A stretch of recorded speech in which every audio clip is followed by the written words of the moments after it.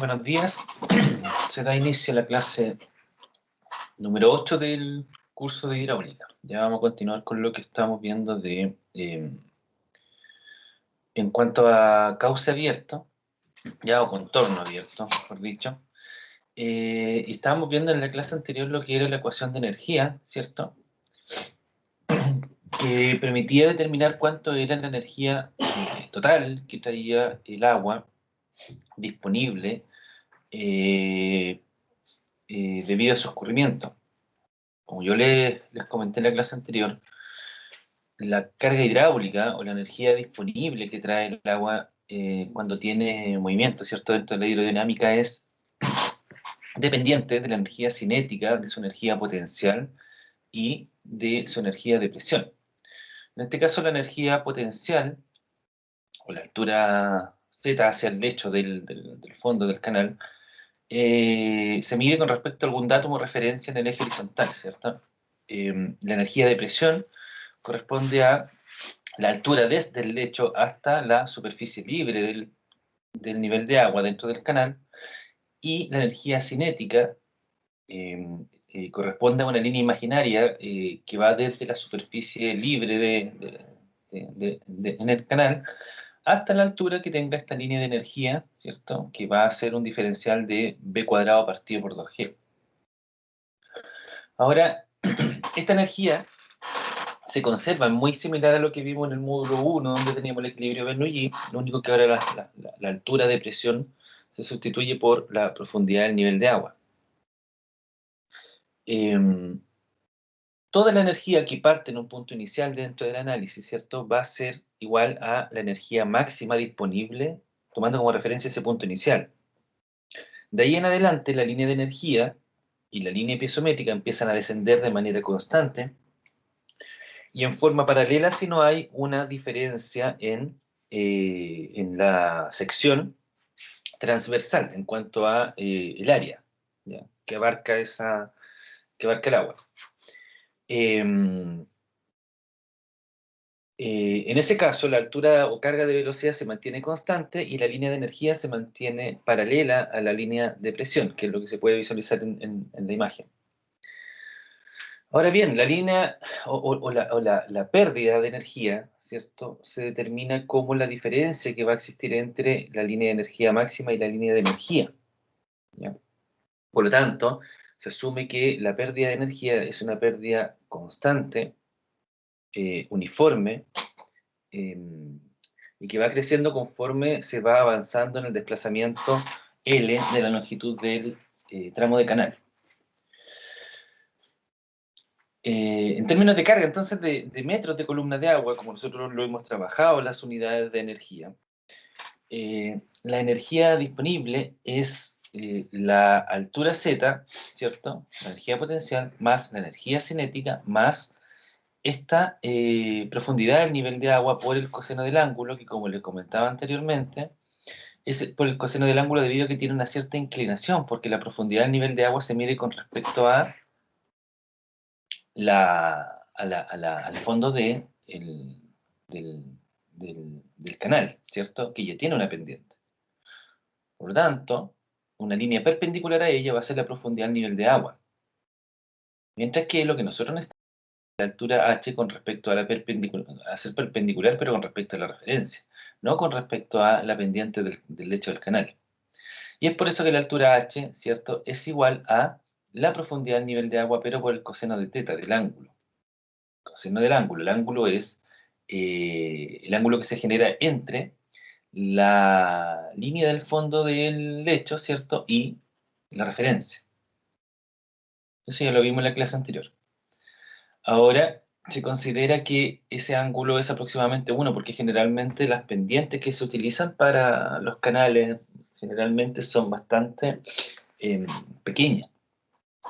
Por lo tanto, el coseno de un ángulo relativamente pequeño generalmente es igual a 1. Por ende, la energía mecánica total, ¿ya?, en esta sección que se está analizando para el canal, corresponde a la altura z más la profundidad y más la carga de velocidad media al cuadrado partido por 2g. Y aquí hablamos de velocidad media porque en estricto rigor esta ecuación funciona cuando se utiliza velocidad uniforme. Ya que en este caso la velocidad uniforme se va a determinar como la velocidad media. Porque recordemos que tanto para tuberías como para canales, el perfil de velocidades no es constante, ¿ya? Va a depender si es un flujo turbulento o uno laminar del perfil de velocidades que va a tener dentro del escurrimiento. Ahí es cuando se utiliza el coeficiente de Coriolis que permite relacionar la velocidad media con la velocidad, comillas, real, ¿cierto?, que tiene el escurrimiento. Ahora bien, generalmente también el coeficiente de Coriolis se considera 1, sobre todo para regímenes turbulentos, que es lo que nosotros nos encontramos en las secciones de canal, ¿ya? Debido a que aproximadamente su distribución de velocidades es más bien uniforme y alcanza o es muy cercano a ser una velocidad uniforme. Por ende, se utiliza ese valor de velocidad eh, para poder desarrollar los cálculos, asumiendo un coeficiente de Coriolis 1. Ahora, la gracia de poder utilizar la velocidad media o la velocidad uniforme del escurrimiento es que nos permite utilizar la ecuación de continuidad. Por lo tanto, la velocidad media en este caso es caudal dividido el área, ¿cierto? El área de la sección transversal. Vimos en la sección de frente, ¿cierto? Tenemos aquí que esto, obviamente, este es un corte de un cauce natural. Y tenemos las características propias de esta sección que nos va a permitir más adelante poder, o sea, no más adelante, en realidad lo hicimos en la clase anterior, nos permite identificar ciertas características y ecuaciones que van a ser de utilidad para lo que vamos a ver ahora a continuación. Por un lado tenemos el área de la sección húmeda, ¿cierto? Que es obviamente la superficie que compone lo que es el agua, ¿cierto? Está delimitado por la superficie libre y por el contorno que está en contacto con el agua del canal o del río. Tenemos el perímetro mojado, que es efectivamente este contorno que parte desde el lado izquierdo al nivel de la superficie libre del agua y va bordeando todo el contorno de este canal o río, ¿cierto?, hasta llegar al otro extremo. Y eso se le denomina perímetro mojado. Tenemos la profundidad del nivel de agua, que en este caso es variable porque no tenemos un lecho constante. Tenemos la altura Z, ¿cierto?, que es la altura o cota con respecto a la referencia. Tenemos el ancho superficial, que acá en esta imagen aparece como W, pero nosotros vamos a utilizar la T, una T. Y el ancho basal, que no aparece en esta imagen, pero tiene que ver con el ancho del fondo, del lecho. ¿Ya? Vimos el equilibrio de la energía total, mecánica total, en este sistema, donde la energía en 2 va a ser igual a la energía en 1 más el delta H, que es la pérdida debido a la fricción, ¿ya?, que está manifestado acá. Esta pérdida por roce, como dice acá, se manifiesta como ruido, un aumento muy leve de la temperatura, vibración, transporte de sedimentos, ¿cierto? Por lo tanto, con la conservación de la energía podemos determinar que toda la energía disponible en el punto 2, que es el punto inicial, es igual a toda la energía disponible en el agua en el punto 1 más esta pérdida de energía. Esta entonces es la ecuación de energía para los flujos en una dimensión con cauce abierto en régimen permanente. O sea, lo que estamos considerando ahí es que no hay variación del caudal en el tiempo. ¿Ya? No está variando la masa de agua dentro de este volumen de control, ¿cierto?, que estamos analizando entre el punto 2 y el punto 1. No hay una variación en la masa o en la densidad dentro de las características de ese volumen de control. Acá todo el tema está en determinar la pérdida de carga, porque la pérdida de carga, a diferencia del módulo 1, no es tan sencillo como utilizar una ecuación. Acá se debe determinar mediante distintos métodos de aproximación, o en algunos casos un método directo de diferencias para poder determinar cuánto es la pérdida asociada a ese escurrimiento entre esos dos puntos. Es complejo, la verdad, poder hacer ese análisis, pero nosotros la idea es que podamos entregar la herramienta acá a ustedes para que puedan desarrollarlo y determinar cuántas son las pérdidas, que eso finalmente es lo relevante cuando uno hace modelos hidráulicos de este tipo. O sea, la idea es estimar cuántas son las pérdidas de carga asociadas al escurrimiento debido a que en canales, debido a la energía disponible que trae el agua durante el desarrollo de su escurrimiento, la idea es poder generar el control sobre esa energía. Y el control sobre esa energía se va a realizar eh, mediante, eh, eh, eh, mediante el conocimiento para poder identificar qué herramientas tengo para poder hacer perder energía al sistema cuando corresponda. ¿Ya? Por eso es importante saber estimar el delta H, porque lo que yo quiero es que si el escurrimiento en algún punto trae demasiada energía y yo necesito, en este canal, por ejemplo, imaginemos un canal de riego, lo que necesito es poder controlar ese nivel de energía, que no sea muy alto para poder controlar el agua, ¿cierto? Como ocurre a través de este canal. Yo lo que necesito manejar es poder eh, eh, eh, tener un control sobre esas pérdidas de energía, tal de en ciertos puntos hacer alguna obra o una infraestructura que me permita quitarle energía al agua. ¿Ya? Aquí hay un supuesto importante que nos va a servir para lo que vamos a ver a continuación, que dice que en tramos cortos puede despreciarse esta pérdida de energía, o lo que es igual, asumir que se conserva la energía mecánica. ¿Ya? Esto es súper relevante porque en tramos cortos se da, por ejemplo, en el flujo bajo una compuerta o sobre un vertedero. ¿Ya? También sobre un peldaño, que es como, por ejemplo, poner un bloque de cemento en el fondo del canal. ¿Ya? Entonces, ahí se produce una modificación en el escurrimiento, pero que no genera pérdidas de energía considerables. Por lo tanto, se consideran pérdidas de energía eh, cercanas a cero. Y en ese caso, obviamente, se vuelven mucho más sencillos los cálculos, ¿ya? Eh, por lo tanto, es relevante, es bien útil para poder identificar las características del escurrimiento sin tener la problemática de tener que determinar el delta H. Entonces vamos a desarrollar este ejercicio para, eh, para que comprendan cómo funciona la ecuación de la conservación de la energía mecánica total. Un segundo.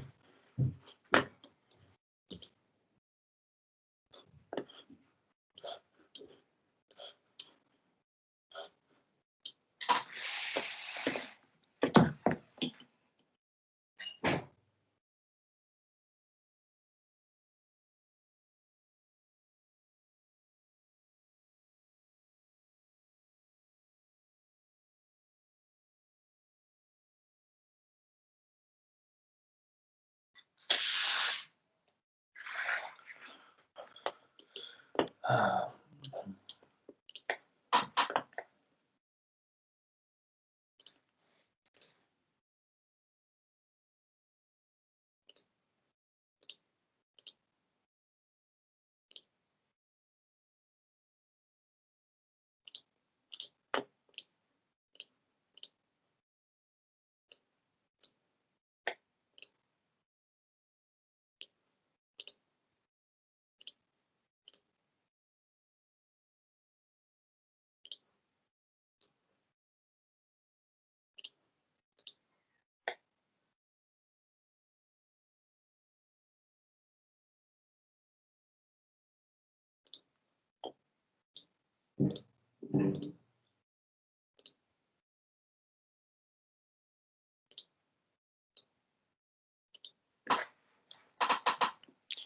Un segundo, por favor, que estoy buscando un archivo, no lo puedo pillar.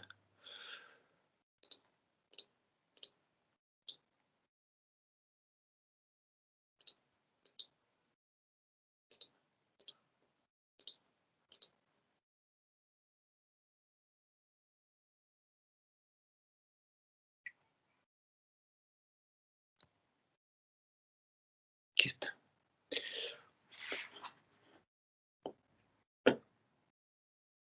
Ya, dice lo siguiente.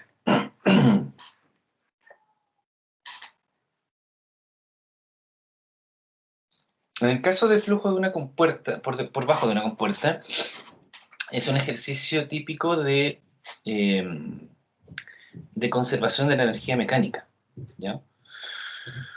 Por lo tanto, plantea el siguiente ejercicio, donde indica que tenemos una compuerta y vamos a, debido al dibujo, ¿cierto? Mantuve las unidades, pero lo vamos a trabajar nosotros solamente con metros, ¿ya?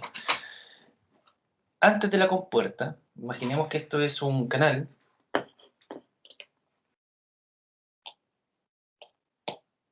Tenemos un canal, ¿cierto? Ahí está su lecho. El nivel de agua está acá arriba. De forma natural era eso lo que pasaba acá, ¿ya? Esta es la superficie libre del agua.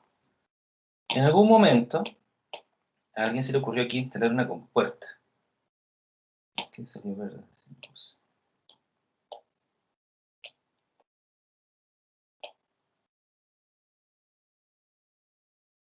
A alguien se le ocurrió instalar aquí una compuerta para controlar el nivel de agua hacia aguas abajo, ¿ya? Y lo que va a pasar acá con el escurrimiento es que ahora va a variar. ¿Y de qué manera va a variar? Es que después que se instala esta compuerta, ya el escurrimiento lógicamente no podía seguir su cauce natural con la misma profundidad, sino que va a chocar con la compuerta y va a pasar por bajo de ella, ¿cierto? A una cierta altura. Inicialmente, la altura antes de entrar a la compuerta era de 0,8 metros. Y al salir de la compuerta, sale con una profundidad de 0,2 metros. Insisto, va a diferir de lo que aparece acá porque yo le di otros valores. Tenemos una carga de velocidad, ¿cierto? V1 al cuadrado partido por 2G antes de la compuerta, y vamos a tener una carga de velocidad después de la compuerta. Que en este caso, esta carga de velocidad va a ser V2 al cuadrado partido por 2G, y la línea de energía, ¿cierto? Es constante, porque lógicamente baja la carga o la profundidad, ¿cierto? Que es la carga de presión, y tiene que compensarse con la carga de velocidad para mantener la línea de energía, ¿cierto? Para llegar a la misma altura de la línea de energía. Y aquí nosotros estamos hablando de conservación de la energía. Por lo tanto, en ecuación, ¿cierto? Esto va a quedar como Z1 más I1 más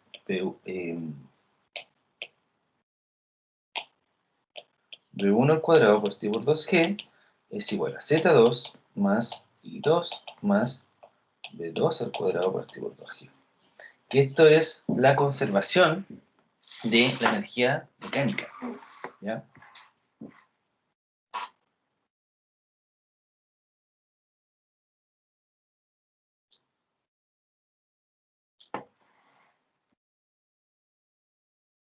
Perfecto. Tenemos entonces valor para Z1, que es 0,8 metros, y para Z2, que es 0,2 metros.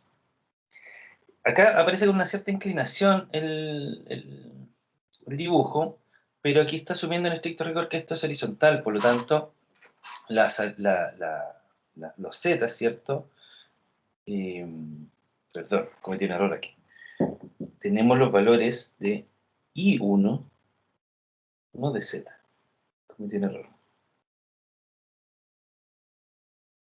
Ahí sí.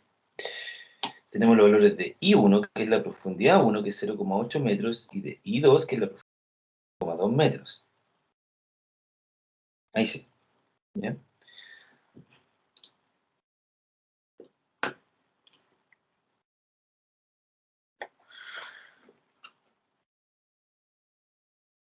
Y en este caso, aun cuando es posible que exista pendiente, que no tenemos mucha información acá en el problema, ¿cierto? Aun cuando existe pendiente, vamos a asumir en este caso que Z1 es igual a la profundidad o al Z2.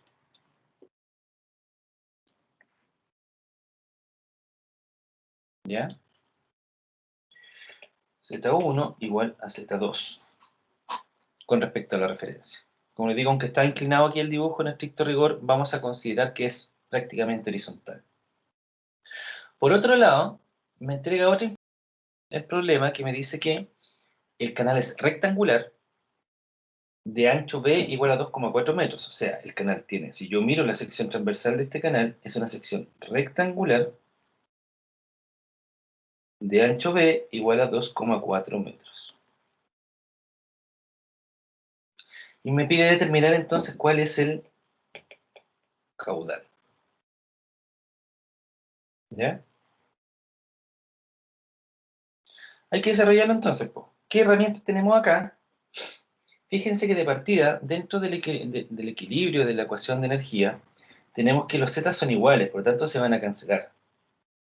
Por lo tanto, toda nuestra ecuación de conservación de la energía mecánica se basa en la profundidad I y la carga de velocidad B.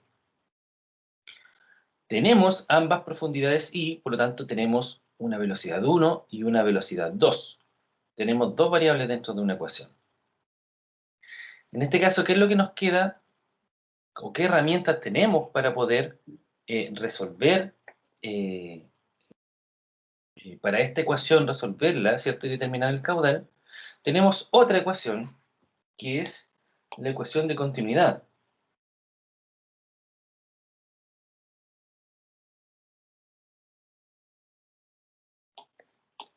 Y la ecuación de continuidad me dice que el caudal de la sección 1 antes de la compuerta es igual al caudal de la sección 2 después de la compuerta. O sea, el caudal que entra, ¿cierto? Tiene que ser igual al caudal que sale. Y eso implica que la velocidad 1 por área 1, que es la ecuación de continuidad, ¿cierto? Es igual a velocidad 2 por área 2.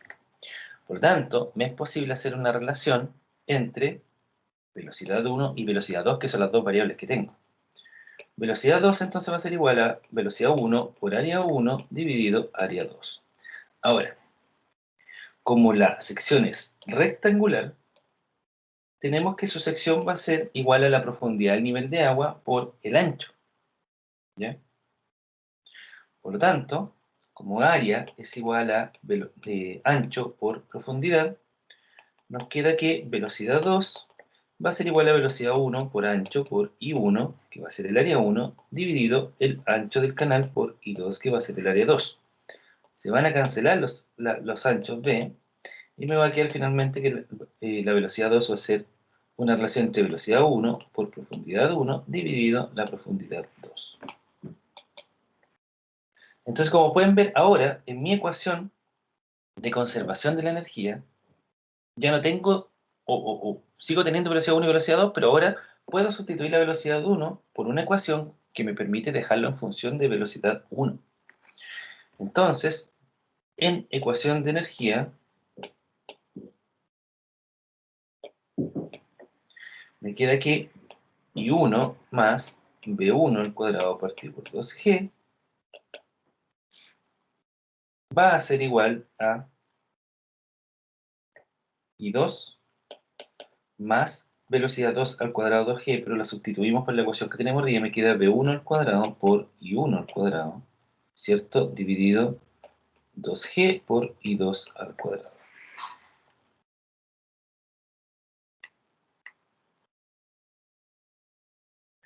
Luego empezamos a tratar de acomodar esto, ¿cierto? Dejar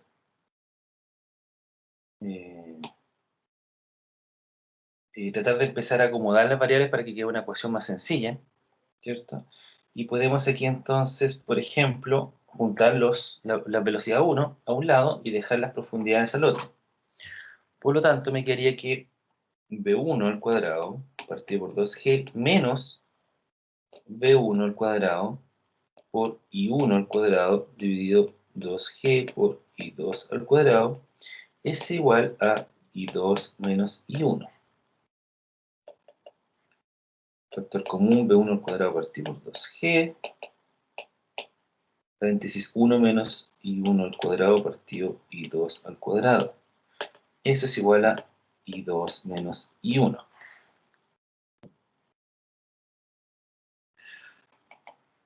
v1 al cuadrado partido por 2g, y lo que está en el paréntesis podríamos acomodarlo como i2 al cuadrado menos i1 al cuadrado partido i2 al cuadrado igual a i2 menos i1. 1 al cuadrado partido por 2g. Esto es lo mismo que decir i2 menos i1 por i2 más i1 dividido i2 al cuadrado, y eso igual a i2 menos i1. Lo voy a reescribir aquí arriba para que no nos perdamos lo que estoy diciendo aquí, porque aquí hay un paso importante. Lo que hice fue pasar multiplicando acá el i2 al valor de 1, ¿cierto? Y con eso me va a quedar i2 al cuadrado menos i1 al cuadrado dividido por i2 al cuadrado. Luego, factorizando, me queda que i2 al cuadrado menos i1 al cuadrado es igual a i2 menos i1 por i2 más i1. Y si ustedes resuelven esa operación matemática, se van a dar cuenta que eso es igual a i2 al cuadrado menos i1 al cuadrado.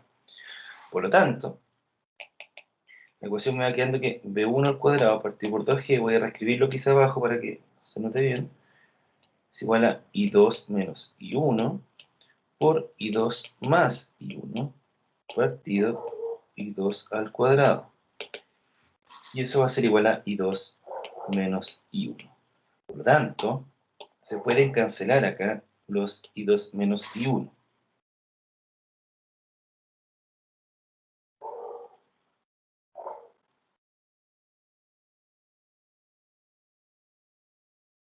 ¿Ya? Seguimos entonces desarrollando esto. Y me queda que v1 al cuadrado partido por 2g va a ser igual, o aquí mejor, por i2 más i1 dividido i2 al cuadrado va a ser igual a 1, ¿cierto? Por lo tanto, v1 al cuadrado partido por 2g es igual a i2 al cuadrado dividido i2 más i1.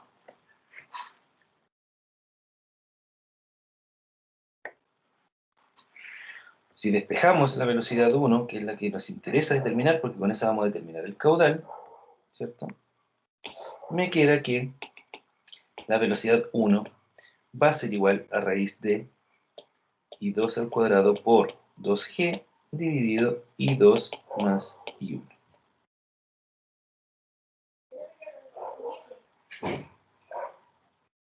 O v1 igual a i2 raíz de 2g dividido i2 más i1.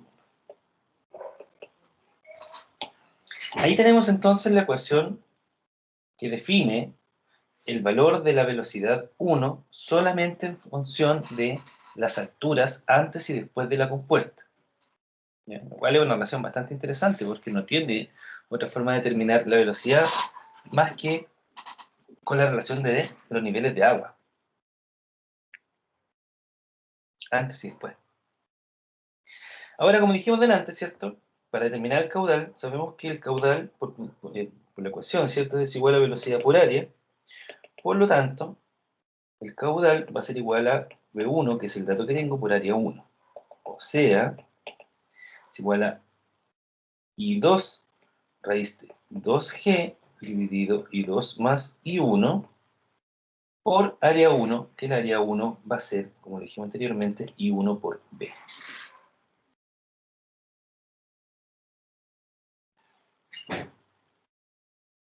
¿Así?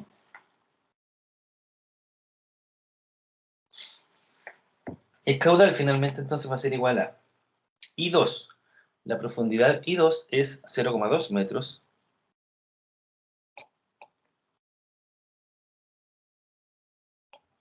por raíz de 2G, que son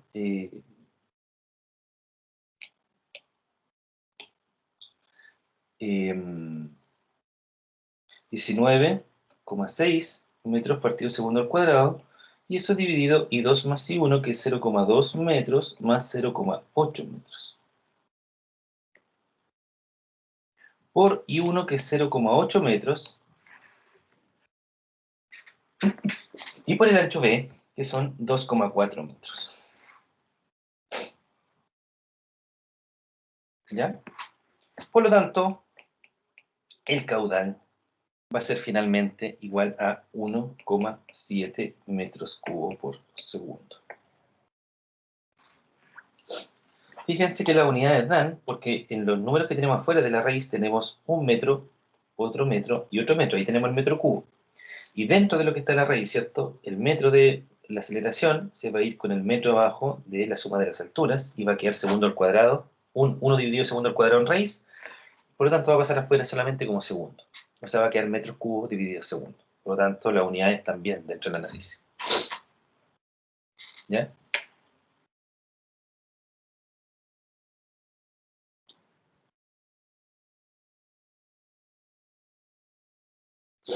Entonces, en este tramito corto, que hay justo antes de tocar la compuerta y justo después de salir de la compuerta, tenemos que no hay pérdida de energía en este tramo, entre ambas secciones. Ahora, el tema de los cambios en el escurrimiento, ¿cierto? Que se denomina el problema de las transiciones, tiene que ver con que, por ejemplo, se pensó en hacer el análisis comparativo entre qué pasa cuando tengo una reducción en la tubería. O sea, yo vengo con un diámetro, ¿cierto? Que es como la imagen A, ¿cierto?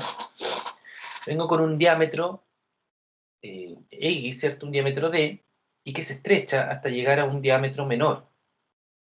Entonces nosotros sabemos que dentro de la tubería lo que se va a producir ahí es que cuando hay una disminución en el diámetro hay un aumento en la velocidad, ¿cierto? Y una disminución en la carga de presión. Nosotros sabemos que eso pasa, lo definimos y lo calculamos en el módulo 1, y es algo, digamos, que está estandarizado y sabemos que va a pasar así.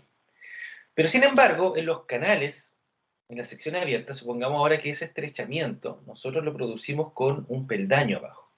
O sea, a este cambio en la profundidad, aumento en la cota del lecho con respecto a la referencia, se le denomina peldaño.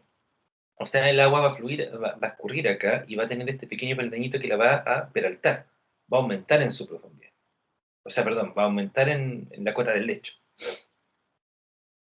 Entonces acá se produce algo distinto a lo que se produce en el caso de la tubería, porque aquí no se sabe con claridad aún, ¿cierto? A esta altura en la que vamos nosotros, cuál va a ser la altura que va a tomar el agua.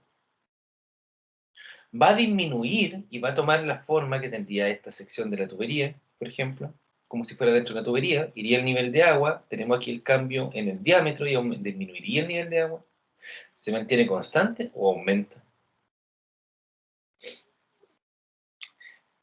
Entonces, eso es lo que nosotros vamos a aprender ahora a calcular, a determinar, ¿ya? ¿Cómo es el comportamiento de agua luego de este peldaño? Asumiendo la conservación de la energía.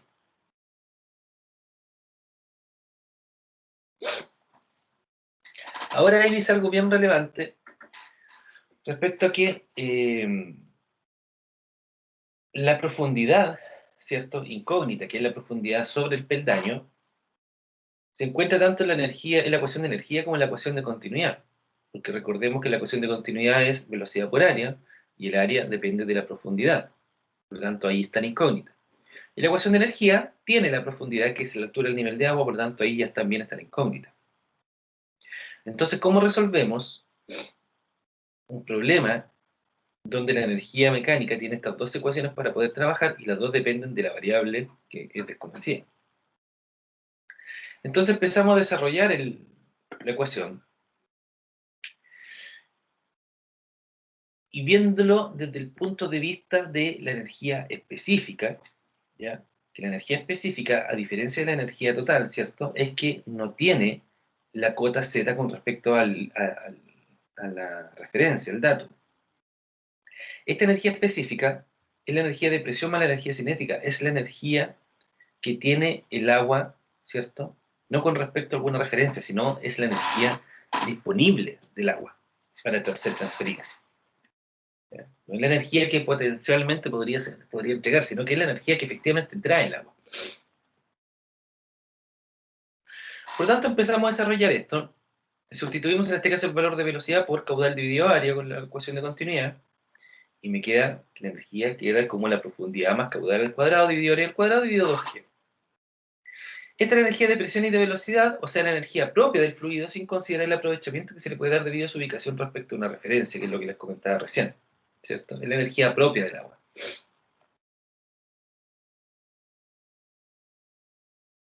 Para una sección rectangular, tenemos que el área es, como ya sabemos, ancho basal por la profundidad.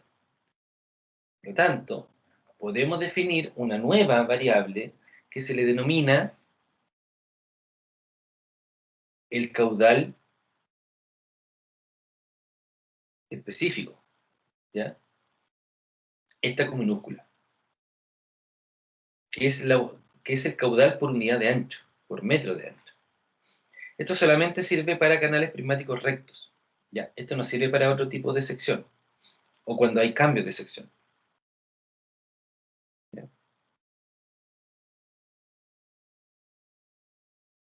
Por lo tanto, al hacer esa sustitución, ¿cierto?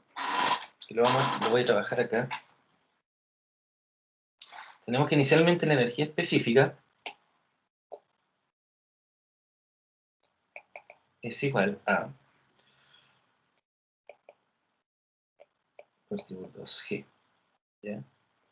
Porque es igual, como sabemos nosotros que caudal es velocidad por área, o sea, velocidad es igual a caudal dividido área, me queda que la energía es igual a I más caudal al cuadrado dividido área al cuadrado por 2G.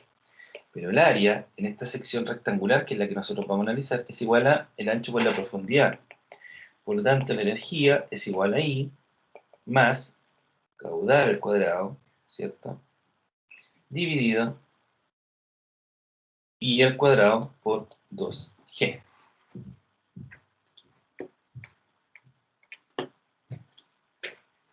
Ya que caudal específico es igual a caudal dividido ancho.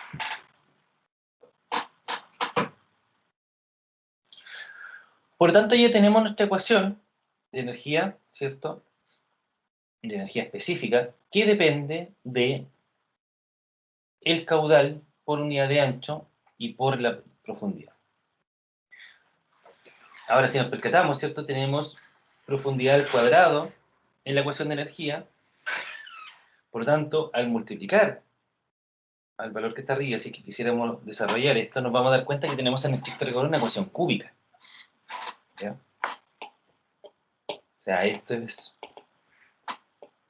y al cubo más q cuadrado dividido y cuadrado más por 2g. Entonces tenemos una ecuación cúbica, ¿ya? Entonces,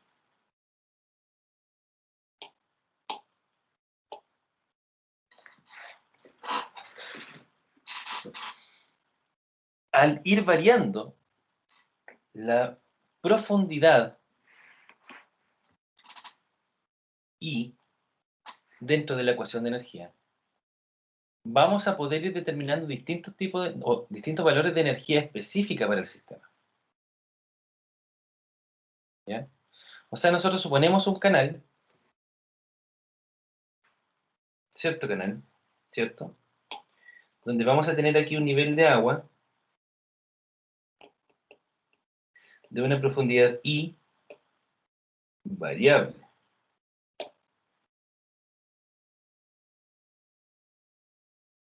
Vamos a hacer un experimento. Le vamos a poder incorporar agua para que la profundidad sea variable, pero manteniendo el caudal constante. Y vamos a graficar esto.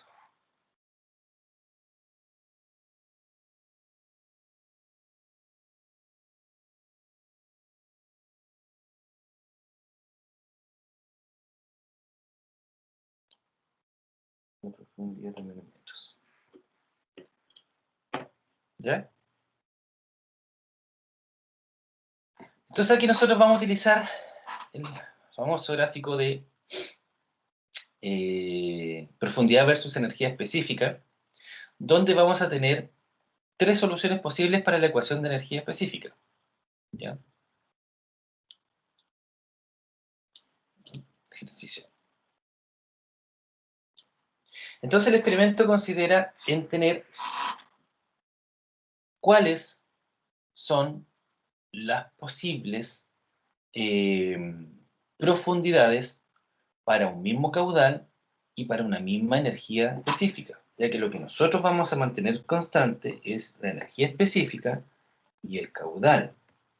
Sin embargo, como vemos dentro de esta ecuación, tenemos una ecuación que depende de una relación cúbica con la profundidad, por lo tanto vamos a tener tres soluciones posibles. Eso quiere decir que en este experimento, para tres profundidades distintas, nosotros vamos a tener el mismo valor de energía específica y considerando caudal constante.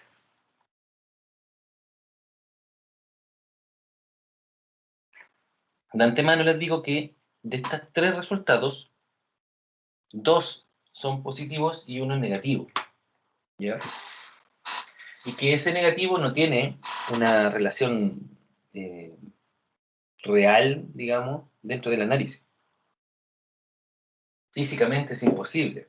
Es una solución matemática nomás, pero físicamente es imposible. Por lo tanto, la ecuación de energía específica va a permitir determinar que para dos valores de profundidad voy a poder tener la misma energía disponible del agua.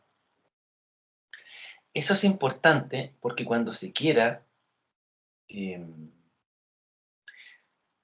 cuando se quiera tener control sobre una sección de canal o de un río, sobre el flujo en esta sección de canal o en este río, en un canal estricto rigor, porque tiene que ser obviamente una sección, un sistema artificial, no natural.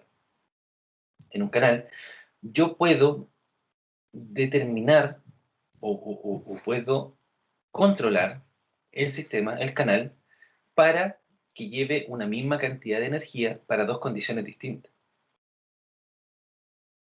Entonces, si yo lo que necesito es aprovechar, por ejemplo, la energía del agua que viene dentro de ese canal, yo digo, perfecto, yo puedo traer, vamos a suponer, si puedo traer a 0,5 metros o a 1,5 metros la misma cantidad de energía. Por lo tanto, me puede ser más conveniente utilizar uno o la otra profundidad. En este caso, si analizamos, por ejemplo, qué es más conveniente, a la rápida uno puede decir, es más conveniente llevarlo a una menor profundidad, ¿cierto? A 0,5 metros, porque así voy a utilizar menos materiales en la construcción de mi canal. Es distinto llevar 0,5 metros a 1,5 metros. Por lo tanto, es una herramienta bien relevante para poder determinar para distintas profundidades la cantidad de energía que tengo disponible en mi sistema, ¿ya? En el agua. Y poder tener una herramienta ahí para definir las características que debe tener el escurrimiento para poder tener esa energía disponible. Esto implica que dado un cierto valor de energía específica, hay dos posibles valores para la profundidad, ¿ya? Por lo tanto, vamos a resolver un ejercicio y vamos a armar este gráfico de energía específica, que es el experimento que les comentaba.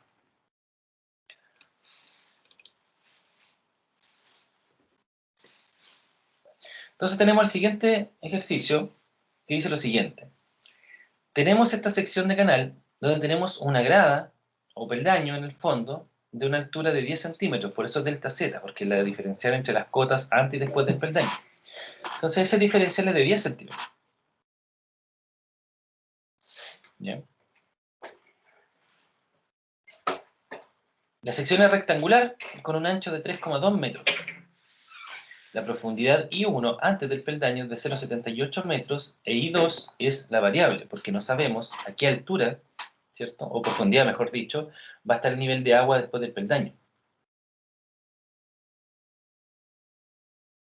Entonces hay que resolverlo y podemos dibujar también el gráfico de energía específica para este problema.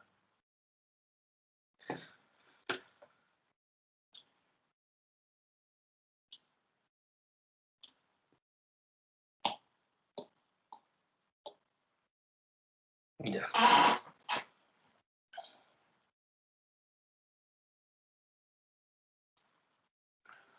Tenemos entonces esta sección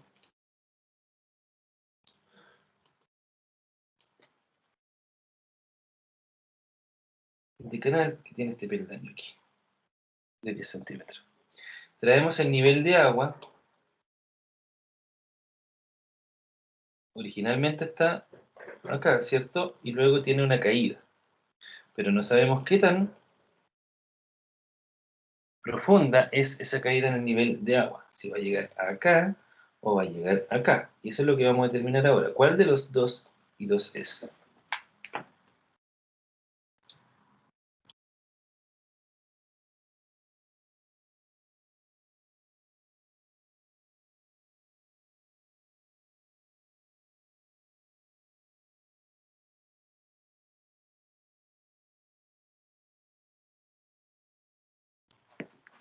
¿Ya? Tenemos que el caudal es 1,6 metros cúbicos por segundo. La sección es rectangular de ancho 3,2 metros.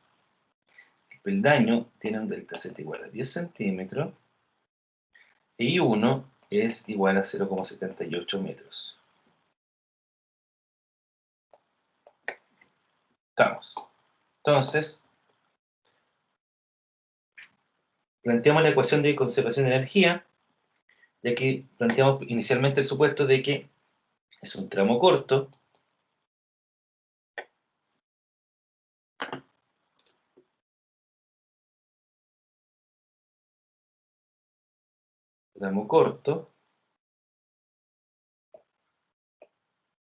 por lo que se desprecian las pérdidas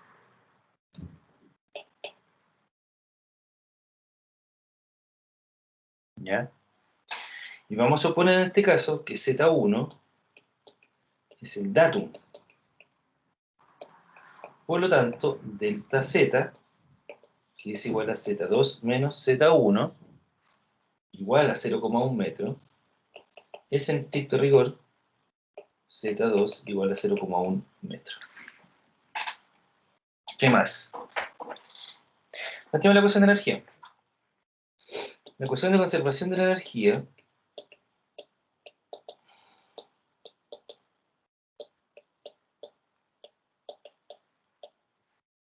¿cierto? Es esa. Donde en este caso no tenemos pérdidas de energía asociada. Tenemos que Z1 dijimos entonces que era 0. Y sería lo único que podemos eliminar de acá. Po. El resto de las variables las tenemos todas.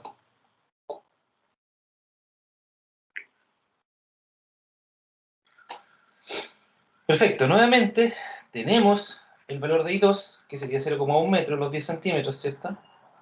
No tenemos velocidad 1 ni velocidad 2, tenemos I1 y no tenemos I2. O sea, aquí tenemos tres valores desconocidos. B1, B2 e I2. Y lo que queremos determinar acá es I2. Por lo tanto, vamos a tener que saber buscar una relación que me permita identificar los valores de B1 y B2 en función de los datos que tengo. Ahora, como ya sabemos nosotros, tenemos la ecuación de continuidad, que es caudal igual a velocidad por área. Por lo tanto, velocidad es igual a caudal dividido área. La velocidad 1, entonces, va a ser igual velocidad 1 al cuadrado a caudal al cuadrado dividido área 1 al cuadrado por 2g, más I1 es igual a Z2 más B2 al cuadrado va a ser caudal al cuadrado dividido área 2 al cuadrado por 2g, ¿cierto? Más I2.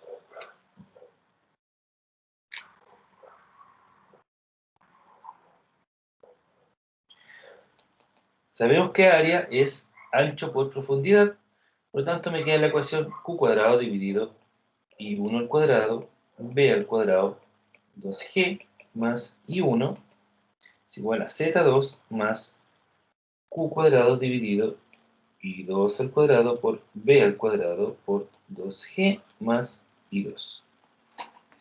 Entonces fijémonos que ahora la única variable que tenemos dentro de nuestro equilibrio es I2. Tenemos el valor de I1, tenemos el valor de caudal, tenemos el valor de B. ¿Cierto? Y tenemos el valor de Z2. Por lo tanto, solo nos queda sustituir ahora los valores. Caudal al cuadrado es 1,6 al cuadrado.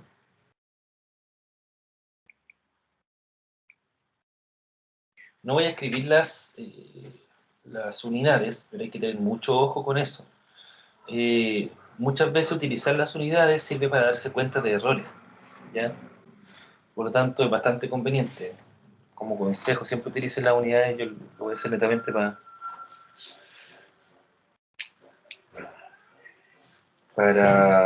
evitarme ese tema, pero es conveniente para evitar cometer errores. Entonces, 1,6 al cuadrado dividido y 1 al cuadrado, que es 0,78 al cuadrado, por b al cuadrado, que es 3,2 al cuadrado, por 2g, que es 19,6, más i1, que es 0,78. Eso es igual a z2, que es 0,1, más 1,6 al cuadrado, dividido i2, que es una incógnita al cuadrado, por 3,2 al cuadrado por 19,6, más i2. Voy a borrar arriba.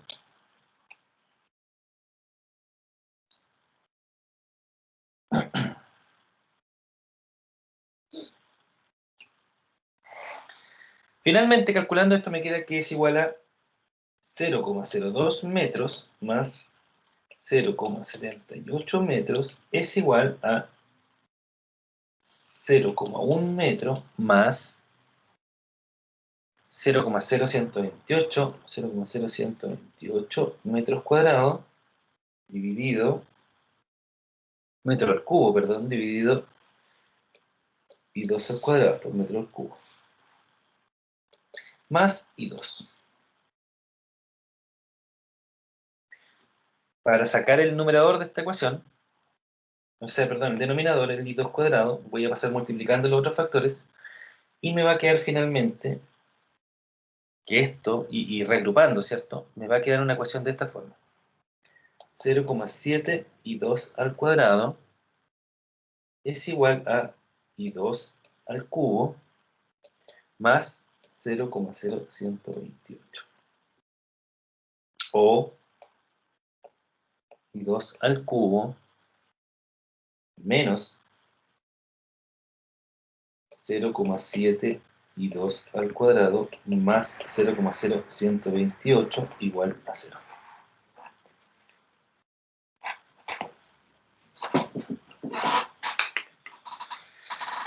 Hay dos formas de poder resolver esta ecuación, que una es ir probando valores, ¿cierto?, de I2 hasta que me dé igual a 0, ¿cierto?, la ecuación. O bien utilizar una calculadora científica donde yo pueda ingresar la ecuación y me entregue inmediatamente el resultado. Yo en realidad pueden hacerlo como mejor les plazca. Pueden hacerlo incluso hasta con una planilla de Excel. Entonces, esta ecuación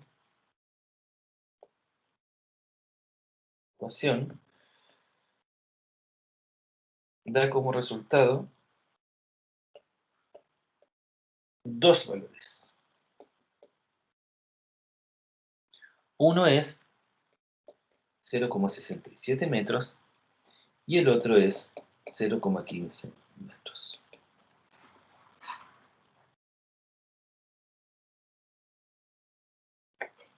Para ambos casos,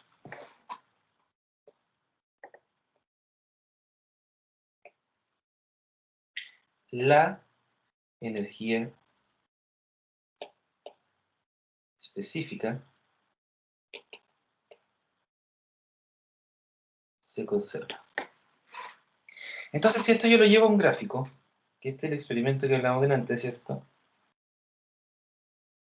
donde tengo las variables de I en metros y energía en metros también, ¿cierto?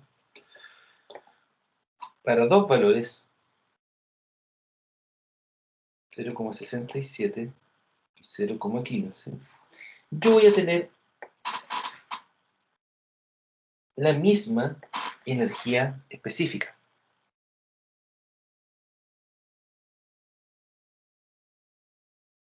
¿Ya? Y la energía específica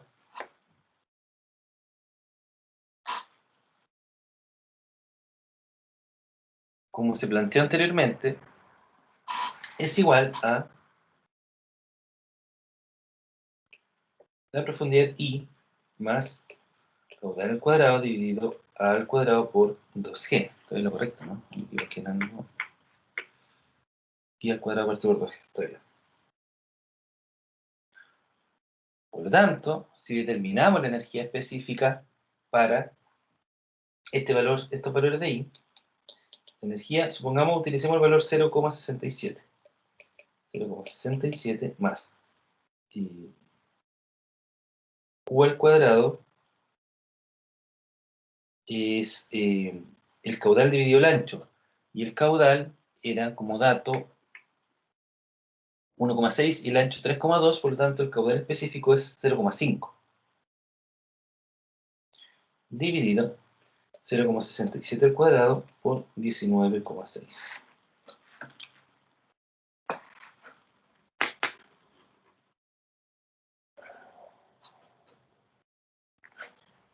Voy a calcularlo esto porque no lo tenía calculado. Un cuadrado dividido 0,67 al cuadrado y 19,6 más 0,67 me da 0,7.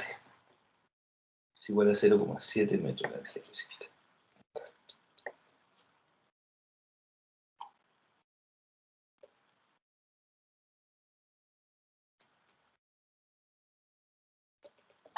Si utilizo 0,15, tengo que llegar necesariamente al mismo valor. 0,15 más 0,5 al cuadrado dividido 0,15 al cuadrado por 19,6 es igual a, al hacer esa operación, 0,5 al cuadrado dividido 0,15 al cuadrado dividido 19,6 más 0,15 es igual a 0,7 metros. En este rigor no da 0,7 exacto, pero es por un tema de de los decimales que utilicé en los resultados, 0,67 algo y 0,14 algo, si mal no recuerdo. ¿Ya? Por lo tanto, para los valores de 0,67 y 0,15, llego a las mismas energías específicas. Entonces tengo que para dos condiciones de profundidad, voy a tener la misma energía específica. Hay que recordar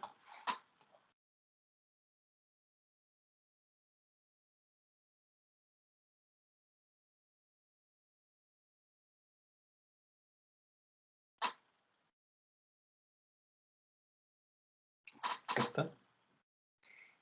Que las energías totales son iguales. Esto quiere decir que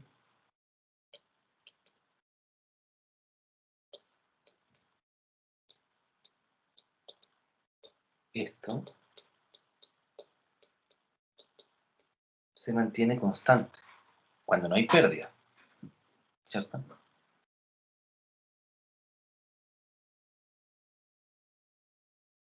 En estricto rigor la energía, es que aquí a lo mejor no quiero que llevarlo a un error. Las energías totales se deben denotar como H. H1 igual a H2. Y la energía específica, ¿cierto? Es E1 y E2. Por lo tanto, en este caso, esto es igual a decir que Z1 más E1 es igual a Z2 más E2. Donde E es la energía específica.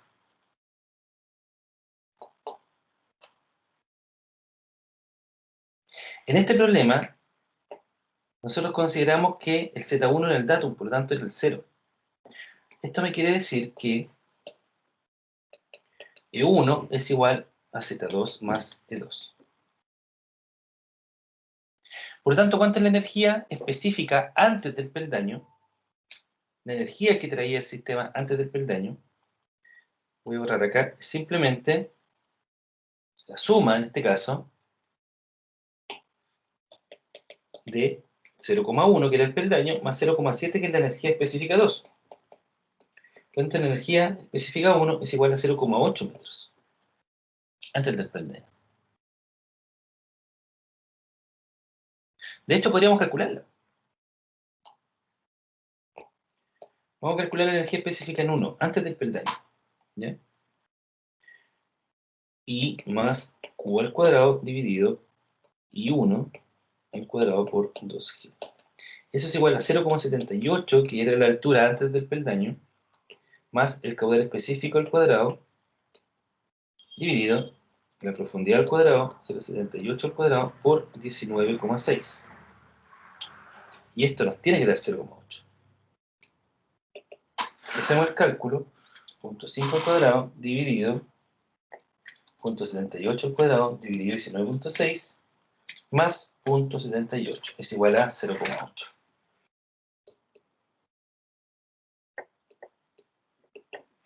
Por lo tanto, se demuestra que efectivamente esto es así. Entonces, llevándolo a gráfico, esto ya desarrollado, vamos a tener lo siguiente. La gráfica de la profundidad I versus la energía específica E muestra las dos alturas físicamente factibles para I2, ¿cierto? Que son H2 y H2', que están definidos acá, que son 0,67 y 0,15. Y tengo una energía específica de 0,7 metros para ambas profundidades. La energía específica antes del peldaño era para una altura de 0,78 metros, que acá lo que está anotado como E1 y H1, ¿cierto? Y tengo una energía específica de 0,8 metros. La diferencia entre ambas es el peldaño, los 10 centímetros. Por eso es que tengo el salto de 0,8 a 0,7 metros. ¿Cierto? Y acá está la ecuación. E2 es igual a E1 menos delta Z. Energía específica 2 es igual a energía específica 1 menos la variación en las cotas.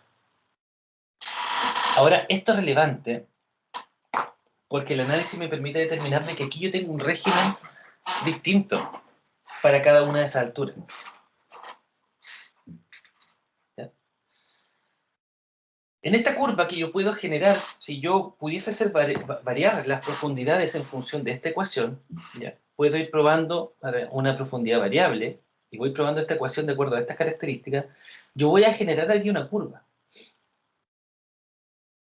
Puedo utilizar, partir con el 0,78, después utilizar 0,77, 0,76, pasar por el 0,67, 0,66, 0,65, y así voy bajando y voy a ir determinando la energía específica para cada una de esas profundidades.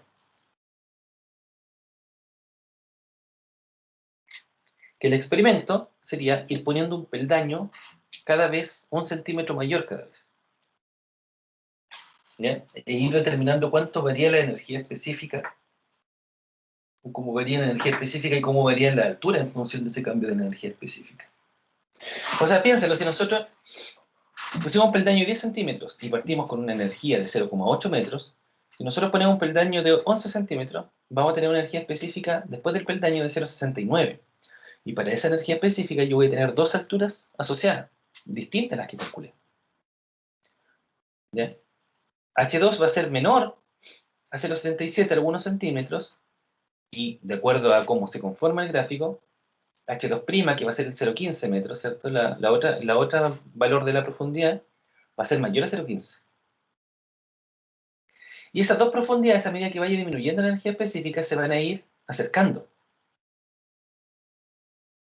hasta que van a coincidir en un punto, que es el punto, el vértice, de este gráfico.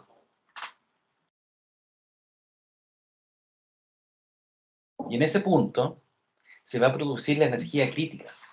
¿Por qué se le denomina energía crítica? Porque es la mínima energía específica que puede tener el agua. No puede tener menos energía que eso.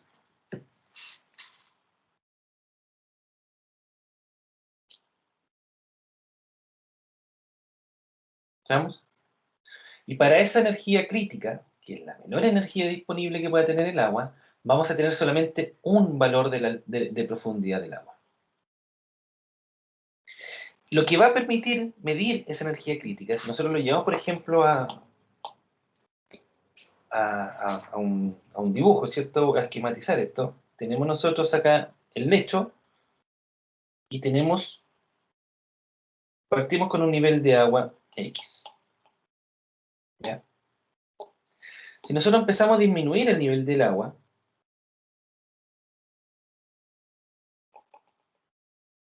y lo vamos disminuyendo cada vez, nosotros vamos a ir disminuyendo aquí la energía específica hasta llegar a un punto en que voy a obtener la energía crítica. Supongamos que esta es la energía 1, ¿cierto? La energía crítica, y bajo esa energía crítica sigue disminuyendo la profundidad del agua, pero voy a tener una energía 2. O sea, la energía 1 va a empezar a disminuir a medida que me acerco a la profundidad crítica, y luego que llego a la energía crítica, mi energía empieza a aumentar nuevamente. ¿Qué es lo que está pasando aquí en el gráfico? Empieza a disminuir la energía junto con la profundidad, llego a la profundidad crítica, y luego empieza a aumentar la energía aun cuando sigo disminuyendo la profundidad. Lo que quiere decir esto es que yo empiezo a disminuir acá. Yo acá tengo solamente cota y poca velocidad. Recordad que la velocidad y la profundidad del agua son inversamente proporcionales. Por lo tanto, prácticamente tengo solamente energía de presión, la profundidad del agua, ¿cierto? En este punto. A medida que empieza a disminuir la profundidad del agua, por principio de continuidad, ¿cierto? Como la velocidad y el área 1 es igual a velocidad 2 y área 2, si empieza a disminuir el área, va a tener que aumentar la velocidad. Por lo tanto, aquí empieza a tomar más relevancia la energía cinética que la de presión. Llega a un punto mínimo y ya la energía cinética, cada centímetro que disminuye la profundidad, es mayor la energía cinética, ¿cierto? Cada centímetro que disminuye la energía de presión me aporta más la energía cinética.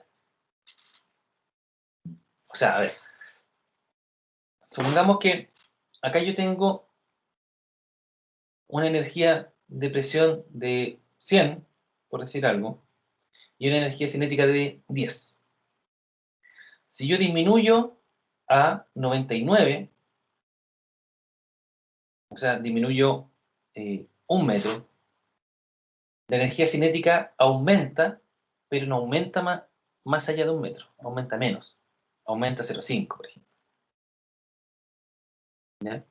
¿Por qué? Porque es más relevante en este tramo la energía de presión que la energía cinética. Luego, al pasar esta criticidad, la energía cinética toma mayor relevancia, por lo tanto, si la energía cinética parte como 10 o como 50, mejor para variar el dato. Si yo aumento 10 en energía cinética, o sea, en algún punto a un nivel de profundidad, aumento en 10 metros la energía cinética, yo voy a determinar que la diferencia en la profundidad va a ser menor a 10 metros. ¿Ya? O sea, toma mayor relevancia la energía cinética. Ese punto de criticidad, que se denota como I sub C, que aquí aparece H0, es I sub C, es el punto que me marca la diferencia entre el régimen subcrítico y el supercrítico. El régimen subcrítico es el régimen que se produce sobre ese I sub C, ¿ya? Para profundidades mayores I sub C, y el supercrítico para profundidades menores a ese I sub C.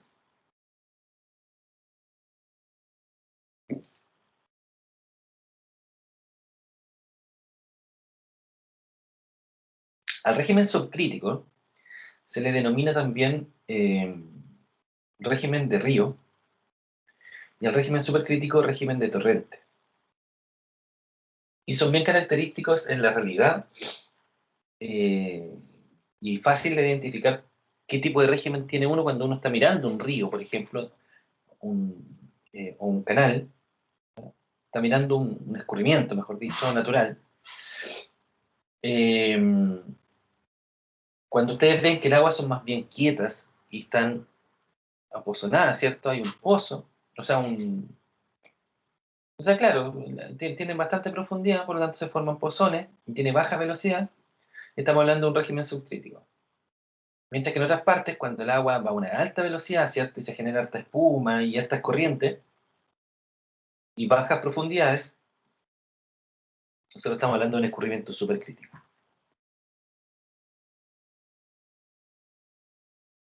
¿Ya?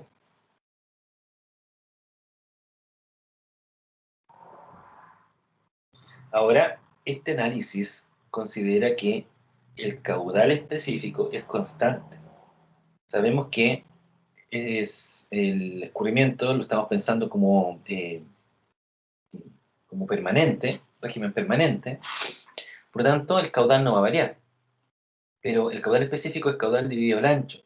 Por lo tanto, para que no varíe el valor del caudal específico Q, tenemos que mantener el ancho constante. O sea, esto solamente me sirve para analizarlos en secciones rectangulares, prismáticas rectas, que no van a tener cambios durante su escurrimiento. ¿Ya?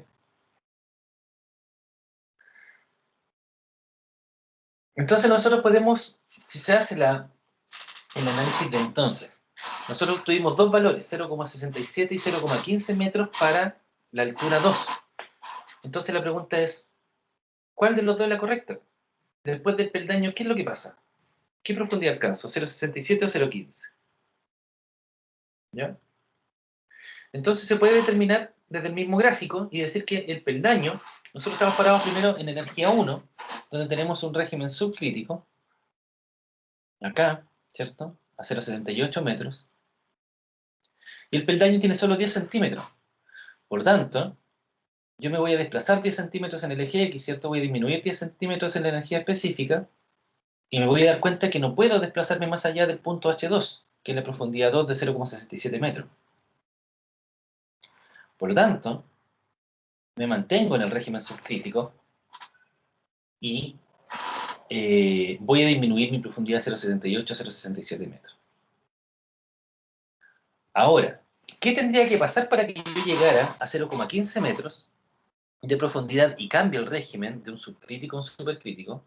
Lo único que podría pasar, o lo que necesitaría ahí para que eso pase, es que necesitaría un peldaño de mayor altura,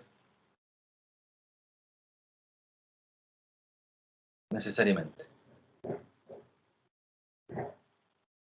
¿Ya? De una altura, el peldaño, tal que me haga pasar por la criticidad y llegar a mis 0,15 metros de altura en, en el nivel de agua.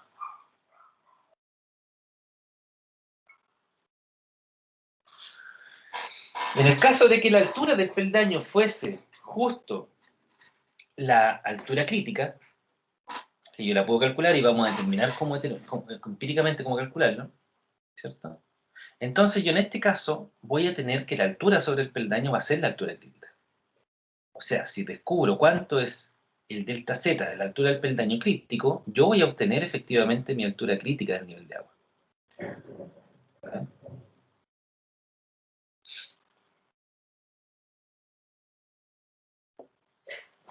Si yo utilizo un peldaño con una altura superior a la altura crítica, entonces efectivamente voy a poder pasar de la profundidad I1 a la profundidad IC hasta llegar a la profundidad I2, ¿ya? Que van a ser los 0,15 metros. Entonces todo va en la altura del peldaño, que va a ser lo que me va a generar los cambios en el nivel de agua.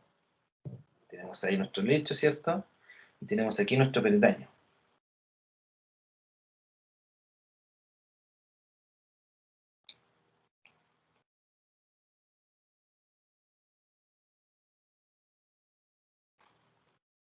Inicialmente mi nivel de agua venía acá y bajó a eso. Lo voy a dejar un poquito más alejado porque en realidad... Si yo aumento la altura del peldaño, entonces acá va a ser más pronunciada esto y va a disminuir aún más la altura del nivel de agua. Si yo lo aumento más aún, nuevamente lo mismo. Más va a descender el nivel de agua. Eso es lo que explica acá lo que está pasando. ¿Ya? A medida que aumenta el delta Z, la altura del peldaño,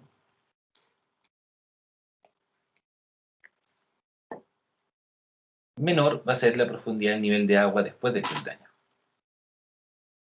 la cual puede llegar a ser I2 en régimen subcrítico, puede llegar a ser I sub C, o puede llegar a ser I2 en régimen supercrítico.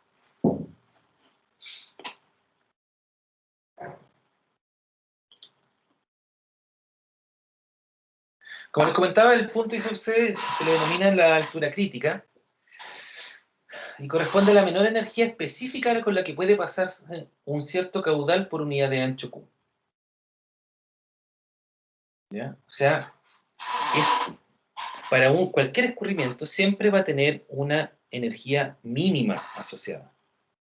Nunca la energía va a llegar a cero, cosas por el estilo. Siempre va a ser una energía mínima asociada y que va a depender de las características del escurrimiento y del caudal. ¿Ya? Tomando eso en cuenta, podemos determinar, calcular cuál es esa energía mínima, ¿cierto? ¿Cuál es la profundidad crítica, la profundidad mínima? O sea, no es la mínima, la profundidad crítica asociada a esa energía mínima.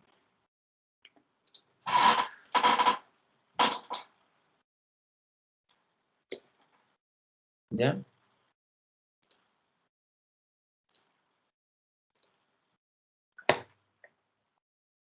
En este caso, déjenme que estoy buscando aquí, yo sé que esto está demostrado. Un segundo, acá está.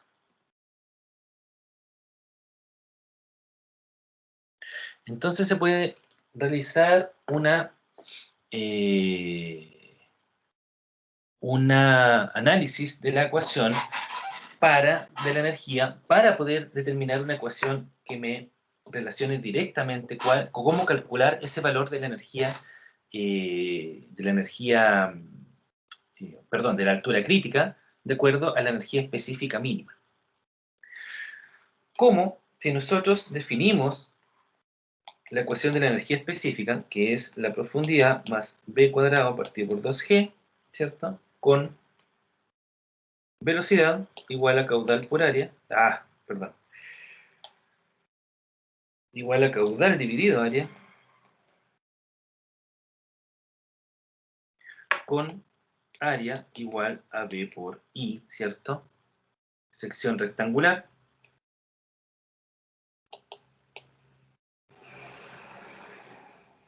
B, constante, muy importante. ¿Ya? Puedo hacer lo siguiente.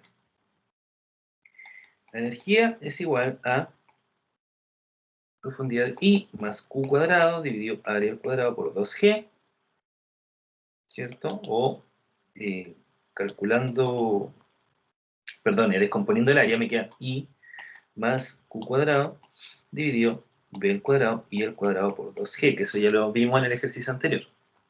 Sabemos que Q es igual a Q dividido B, por lo tanto la ecuación de energía me va a quedar I más Q cuadrado dividido I al cuadrado por 2G.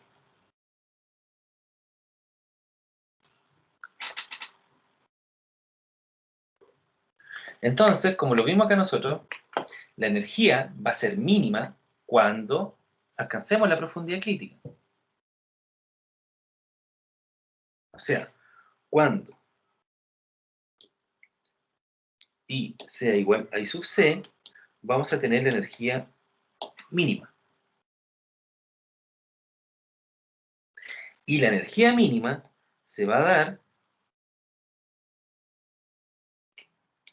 cuando la variación de la energía con respecto a la profundidad sea igual a 0.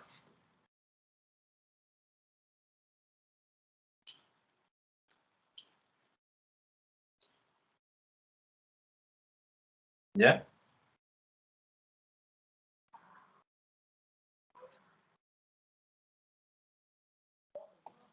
Por lo tanto, esta variación de la energía, vamos a utilizar acá dentro de la ecuación de energía, ¿cierto? I más B al cuadrado partido por 2G. Pero esto lo vamos a sustituir. I más Q al cuadrado dividido I al cuadrado por 2G. ¿Ya? Eso, la variación de I con respecto a I va a ser 1 más menos 2 por Q al cuadrado dividido I sub C, porque ahora ya obviamente utilizamos el valor de I sub C al haber aplicado la derivación, ¿cierto? Porque estamos teniendo la energía mínima, es igual a 0.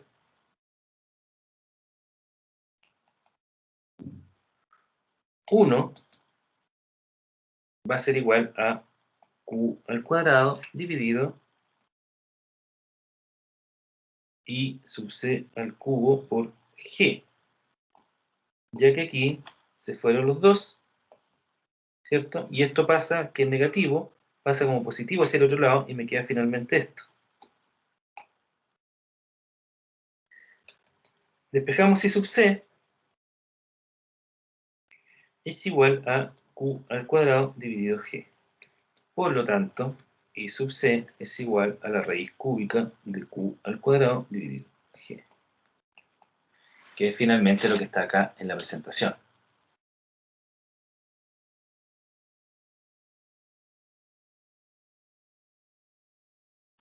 Ahora, si queremos demostrar E sub C, simplemente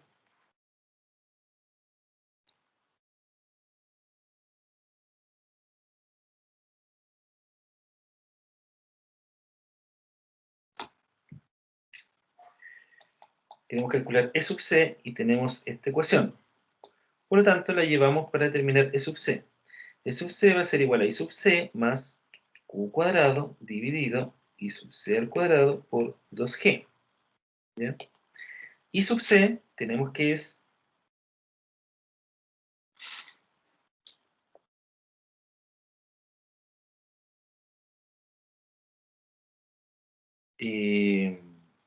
o I sub C al cubo,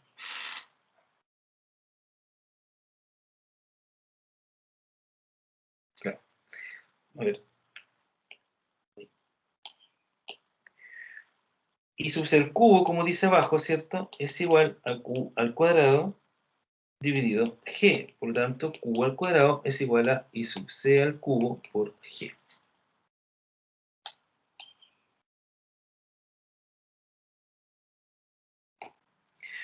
Sustituyendo me queda entonces que E sub C es igual a I sub C más el Q cuadrado, que es I sub C al cubo por 2G, perdón, por G, ¿no?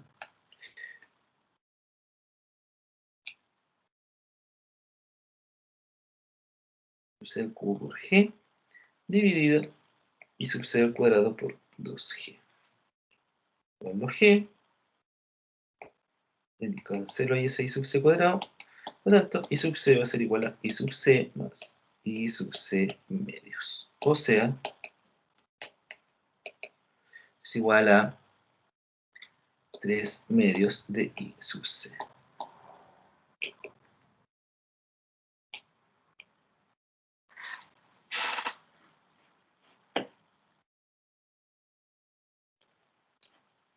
Por lo tanto, aquí ya tengo una forma sencilla para una sección rectangular de un canal prismático recto, ¿cierto?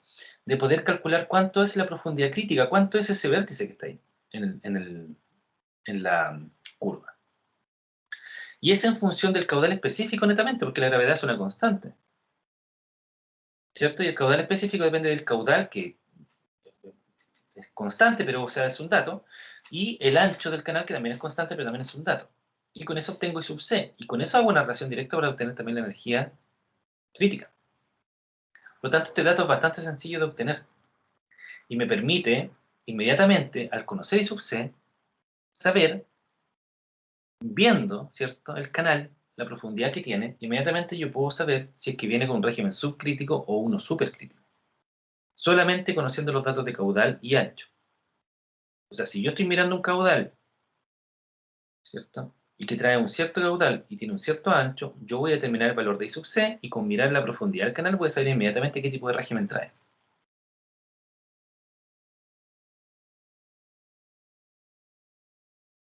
Esto lo voy a dejar para el siguiente viernes porque ya estoy un poquito donde no hay interacción, donde no se conectó nadie. A ver, pero voy a terminar acá sí primero. Entonces, para obtenerla, no, eso ya está. Dice, vimos que da un cierto caudal específico y una cierta energía específica. Solo hay dos posibles valores alternos que se llaman, ¿cierto? Que son los valores que calculamos antes, 0,67 y 0,15 metros, para la altura de escurrimiento. También dijimos que deben darse ciertas condiciones para pasar de un valor al otro, que era el tema de que el peldaño tenía que aumentar, ¿cierto?, en altura para poder pasar de un tipo de régimen a otro. Estas dos alturas representan dos regímenes distintos de escurrimiento separados por el caso crítico. Tenemos que I2, que en el ejercicio anterior eran los 0,67 metros. Tenemos altura subcrítica o de río, y sub C, que es la altura crítica, que es lo que recién desarrollamos, y la altura alterna, ¿cierto? I2', que era los 0,15 metros, que es la altura supercrítica de torrente.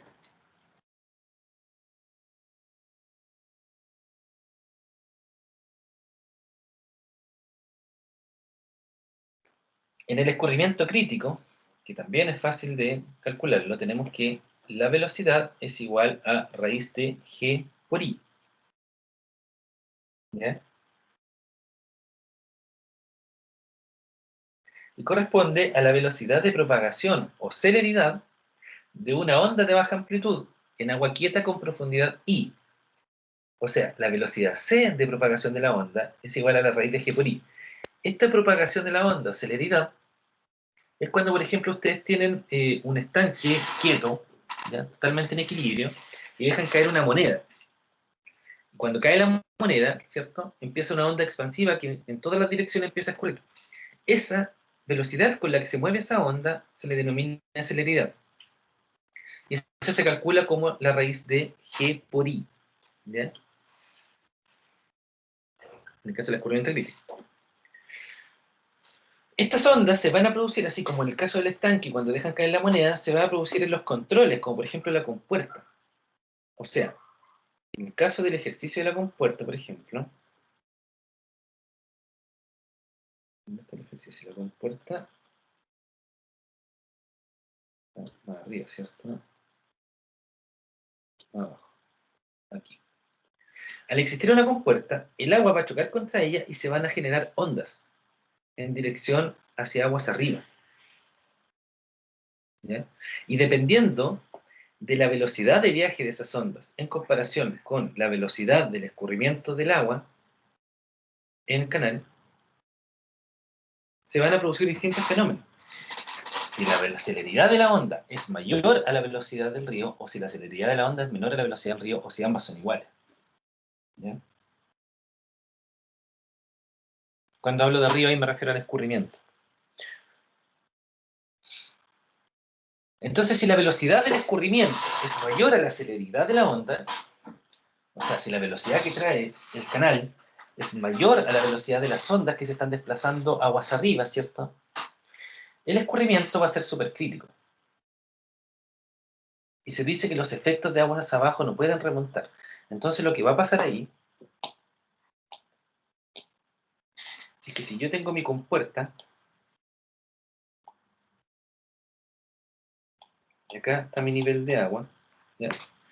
Van a chocar contra la compuerta, y este efecto de las ondas, choca acá, las ondas se van a empezar a expandir hacia aguas arriba, y me va a generar una modificación, perdón, una modificación en el nivel de las aguas.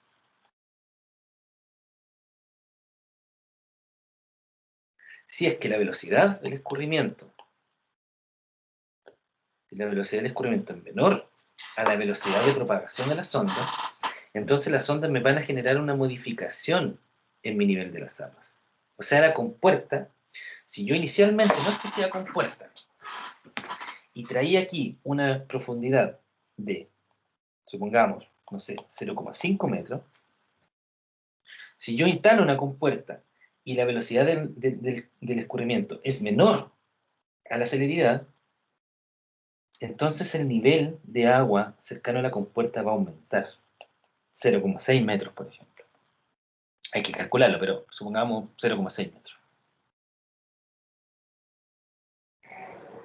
Mientras que, si la velocidad del escurrimiento es mayor a la celeridad de las ondas, entonces el nivel de agua, aunque exista esta compuerta, se va a mantener constante. Y va a ser exactamente el mismo nivel de agua que trae aguas arriba. O sea, los efectos de aguas abajo no pueden remontar. Lo que pase aguas abajo no va a afectar a la superficie libre del escurrimiento.